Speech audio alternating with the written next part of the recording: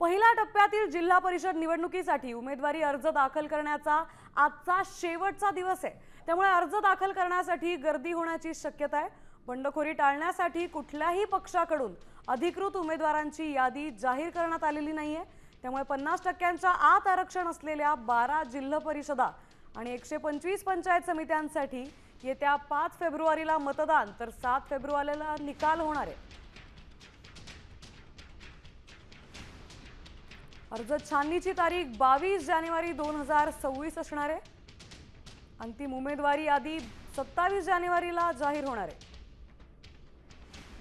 तर निवडणूक चिन्ह वाटप 27 जानेवारीला होणार आहे।